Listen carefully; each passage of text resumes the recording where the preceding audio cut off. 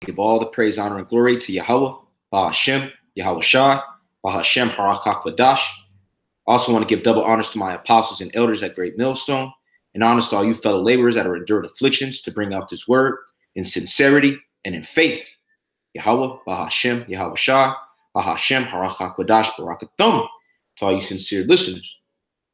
Okay, so the name of the lesson is The Mighty Men of Babylon Have Become Women. Literally.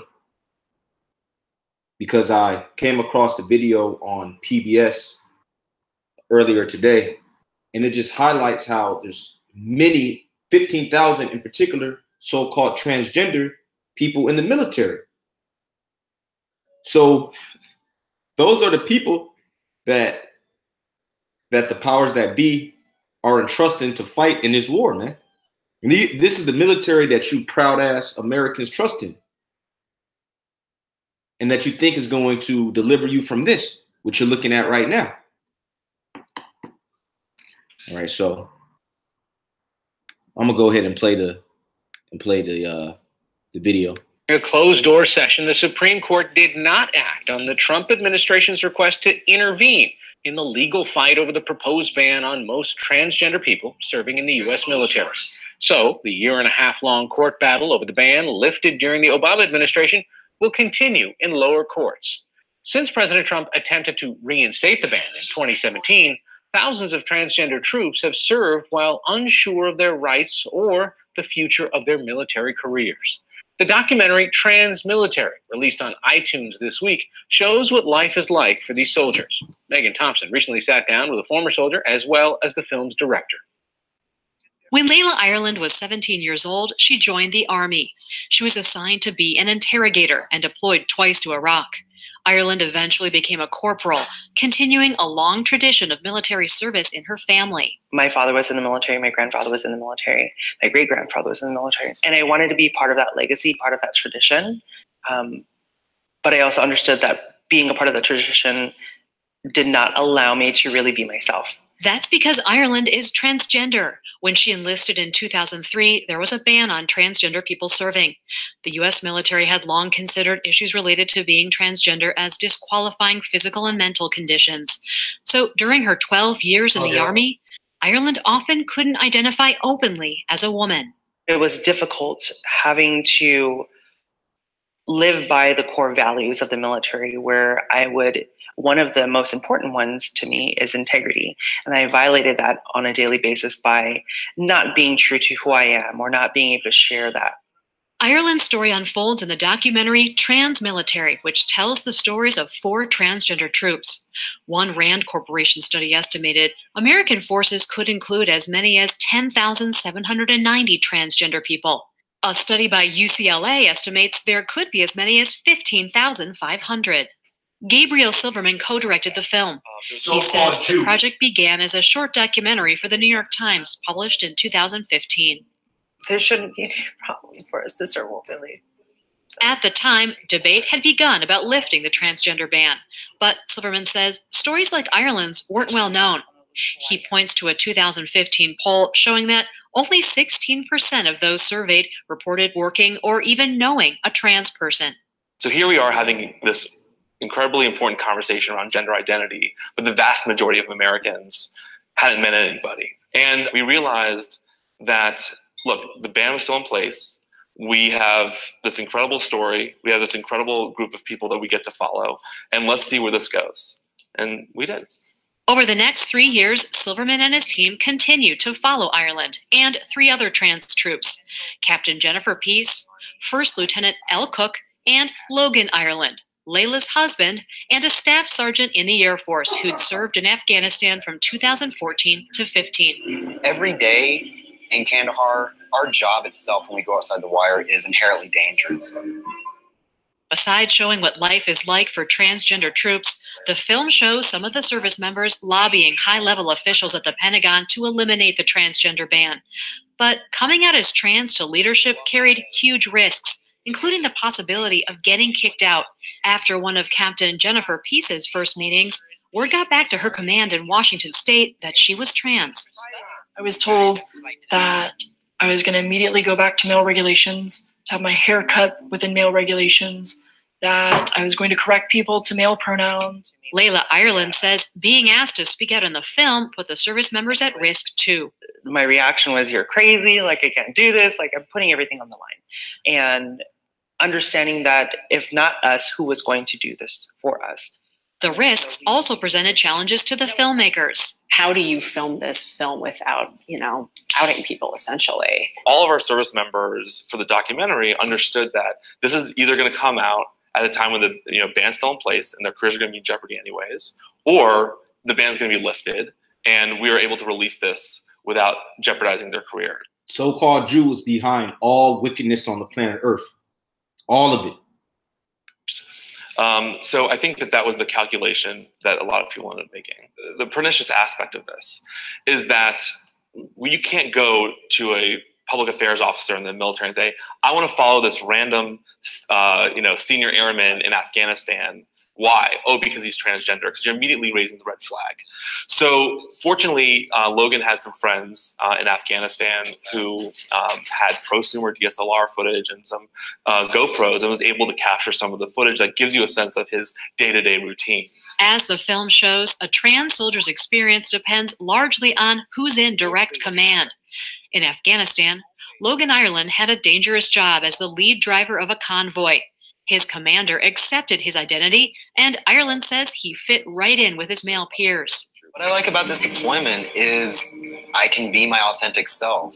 Ireland even came out in 2015 to President Obama's Secretary of Defense, Ashton Carter, who visited Ireland's base in Afghanistan. The visit made headlines when Carter commented he'd be receptive to letting transgender people serve openly. Literally at the last split second, I decided to introduce myself. Sir, I'm Senior Airman Logan Ireland. I am representing one of the 15,000 actively serving transgender members of the military. His eyes bugged out, and he is the sweetest guy. And he's like, wow, this is incredible. Thank you so much. Thank you so much for your service and having the integrity to come up here and tell me that. While Logan was able to be... You hear that? The integrity. This is why the Lord is going to destroy this place. These are sickos, man. These people need to get put to death, and that's according to the scriptures. His true self in Afghanistan. Back in the States, Layla Ireland wasn't so lucky. She was stationed at the Tripler Army Medical Center in Honolulu, where her leadership told her she had to cut her hair and tell people to address her as a man. And tell them, no, I'm not a female, I'm a male. That was hard. It was really difficult. Can you just talk about why it was that you kept serving in that environment? Because I was able to really be and do something that was greater than just myself. You just develop this sense of pride that not a lot of people can understand. Despite that pride and all it meant to her, and her desire to serve as long as she could, Ireland eventually decided she had no choice but to leave the Army. So I felt that my leadership was basically building a case against me. An on-the-job injury made her eligible for an honorable discharge, so she took it rather than risk a dishonorable discharge. I wouldn't be able to get a job on the outside. And so I chose to stick with the honorable discharge. Layla left Honolulu and moved to Oklahoma to be with her husband, Logan, and is now an advocate for trans rights. Yeah, so that's enough of that. That just shows you how bugged out you Babylonians are. They got together. One was born a man, the other was born a woman. Now they identify as the opposite, and they ended up getting together. And what are they in? They're in the American military, which is why this is going to befall you, okay? You Babylonians. Hey, because that's who you got fighting for you. That's who's on the front lines. Some complete reprobates, weirdos. And meanwhile, let's look at the Russian military.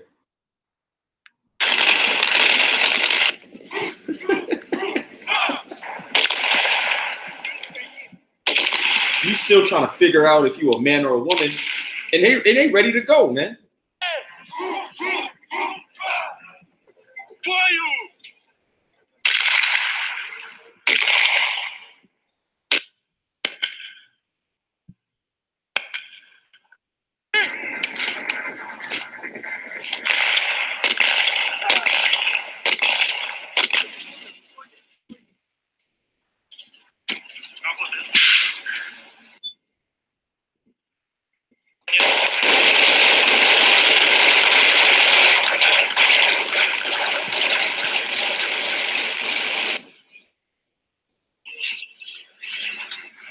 Делай раз.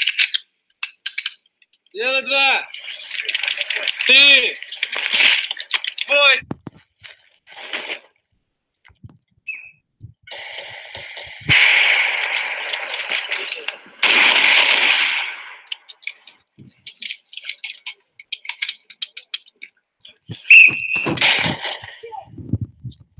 See, so they ready to go, man. You Babylonians, you out of there. All right, this is the book of Jeremiah, chapter 50, verse 29. Yep, Jeremiah 15:29. Called together the archers against Babylon. And you see, everybody is preparing to destroy this place.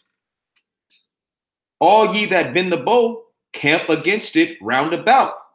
Let none thereof escape. Recompense her according to her work, according to all that she have done, do unto her. Yeah, because these other nations, they see the weakness of America. Look at your military. You got 15,000 so-called transgender people in there, bugged out their mind. And then and that's just so-called transgender people. Hey, the rest of them, the majority of us is homosexuals and lesbians. For she have been proud against the Lord Yahweh, against the Holy One of Israel. Yeah, that's proud as hell, man. The Lord make you a man and you want to be a woman. You say, oh, the Most High messed up. Oh, matter of fact, let me go ahead and get that. Isaiah 45, and this is what the so-called Jew in particular promote. You see who was on that dude, that's a dude. See them big ass Junior Seau linebacker shoulders? But he gonna get in the mirror and say, look, I'm a woman. And his wife, who he calls his husband, is gonna say, hey baby, looking good, sweetheart. Looking real feminine. Bugged out. Isaiah 45:9. Woe unto them that strive with his maker. Let the potsherd strive with the potsherds of the earth. Shall the clay say to him that fashioneth, what makest thou, or thy work he have no hands? And that's what you're saying. And that's the spirit that you in when you attempt to change your gender, which you can't. It's impossible, man. It's impossible. Yet these people are told that they can, and they go and they run with it. Okay, and that's prophecy that this would happen. 16:11.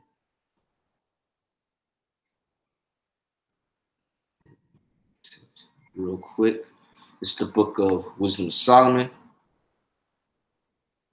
chapter 14. I'm gonna go right to the top. Right to the point. 14:26. Disquieting of good men, forgetfulness of good turns, defiling of souls, changing of kind, which that's in the ledger when you got the KJV 16:11. You know what it says? Changing of sex. Disorder in marriages, and that's nothing but disorder. They're married. they switch the gender roles up, man. That's out of order. Adultery and shameless uncleanness. They ain't got no shame, man. No shame whatsoever.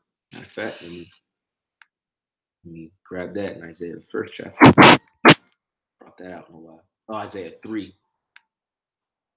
Isaiah 3:9. The show of their countenance doeth witness against them, and they declare their sin as Sodom, they hide it not. That's right. That's why you got all types of homosexual, transgender marches.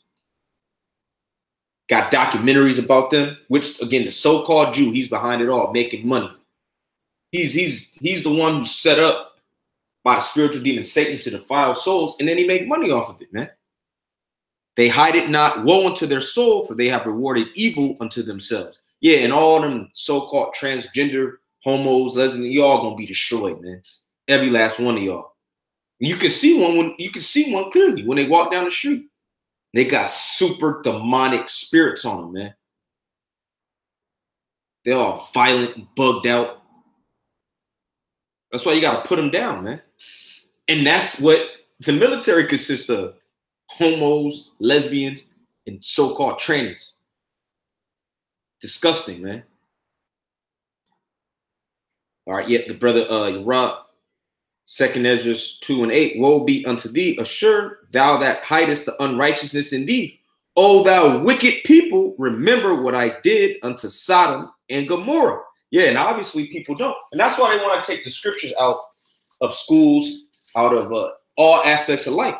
Because then you'll say, well, look, man, the Most High, he destroyed Sodom and Gomorrah for doing exactly this. Because the so-called white man, he hit y'all with the rope-a-dope, okay? You got tricked.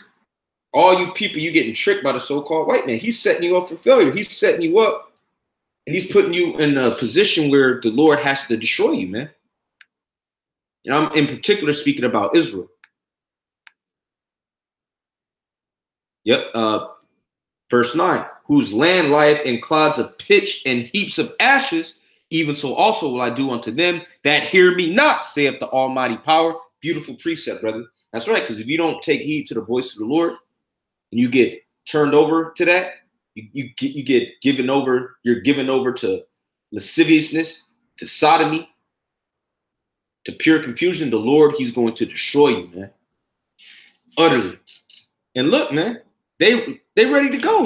This is not a joke. This is not a game. This is deadly serious.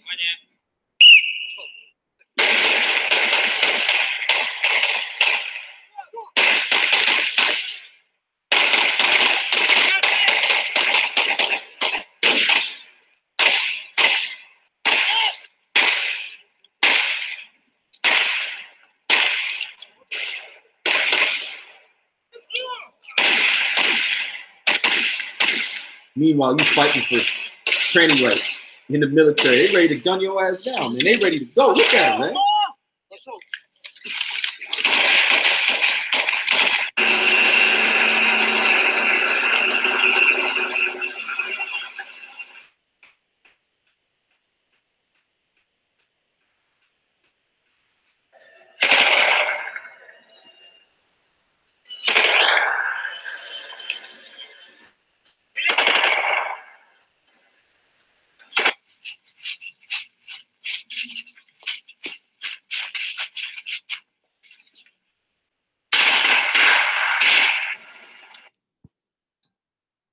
This is Jeremiah chapter 51, verse 30. The mighty men of Babylon have forborne to fight. They have remained in their holds. Their might have failed. They became as women, literally becoming women. They have burned her dwelling places. Her bars are broken. That's right, man. So you Babylonians, your military, you are out of there, man. You are totally slain. Nahum 3:13. Behold, thy people in the midst of thee are women. Yeah. And it's not just the military, it's extended to the population in general. All types of men becoming women. Why? Because the woman is exalted in this society. That's who people look at as having power. So you got men. This is just like what happened in ancient Rome, the pagan Roman Empire. You had galleys.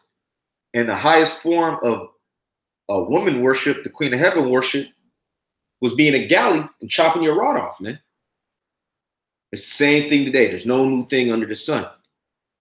And these same people are actually fighting on behalf of the American government, man. Supposedly fighting on behalf of the American people. Behold, thy people in the midst of thee are women. Yeah, you Americans, you in trouble, man. You're in a lot of trouble. You catching hell from all sides. The gates of thy land shall be set wide open unto thine enemies. The fire shall devour thy bars. Man, that was perfect. Hey, the Lord been having this perfect timing now, man. Perfect timing. Okay. And so, with that, I'm gonna wrap up. Didn't need to make this too long. All praise, honor, and glory goes to Yahweh, Bahashem, Yahweh Shai, the Wadi Yah Bashim Yahweh Shai, for sending the Holy Spirit, the Ruach HaKodesh, upon me to do this lesson. America is totally done. America's going to be destroyed by nuclear missiles with all you freaks and faggots and trannies in it. Shalom to the elect.